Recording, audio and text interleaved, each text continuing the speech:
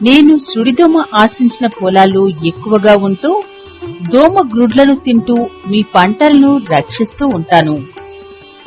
నేను వరి యొక్క అన్ని భాగాలపై మరియు కలుపు మొక్కలపై ఉంటాను. నేను పొడవుగా ఆకుపచ్చ శరీరంతో ఉంటాను. నా ముందు రెక్కలు ఆకుపచ్చ రంగుతో, నా వెనుకటి రెక్కలు పలుచగా ఉండి ముందు రెక్కల కన్నా చిన్నవిగా ఉంటాయి. నేను శైశవ దశలో ఆకుపచ్చ రంగులోను, యవ్వన దశలో ఆకుపచ్చని వీపు మీద నల్లని మచ్చలు కలిగి వరి మొక్కల కాండము మట్టలపై అమిత వేగముతో తిరుగుతూ ఉంటాను. నేను పచ్చదీపపు దోమ, సుడిదోమ గ్రుడ్ల కోసం వరి మొక్కల కాండమును మట్టలను విస్తృతంగా గాలించి నా నోటి భాగాలను ఆ గ్రుడ్లలోనికి జొనిపి వాటిలో ఉన్న జీవ పదార్థాలను పీల్చి ఆ గ్రుడ్లను నిర్జీవం చేస్తాను. నేను గ్రుడ్లనే కాకుండా వాటి పిల్ల పురుగులను కూడా తింటాను.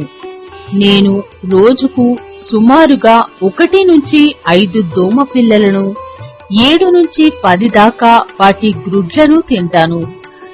నా జీవిత చక్రాన్ని పరిశీలిస్తే నేను ఆకుల మట్టల లోపల తెల్లని బాలుగ్రుడ్లను 30 దాకా ఒక్కొక్కటిగా గాని సమూహాలుగా గాని మొక్క అడుగు భాగాన పెడతాను.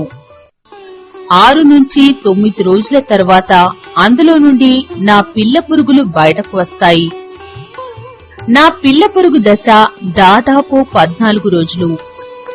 అవి పెద్దవయ్యే క్రమంలో 4 తొడుగులను విసర్జించి పెద్ద పురుగు అవుతాయి.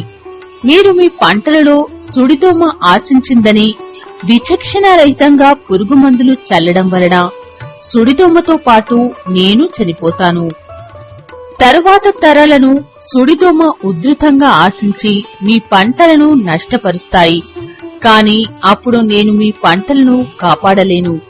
కాబట్టి మీరు మీ పంటలలో నా ఉనికిని గమనిస్తే పురుగు మందుల వాడకం తగ్గించి నన్ను రక్షించే ప్రయత్నం చేయండి.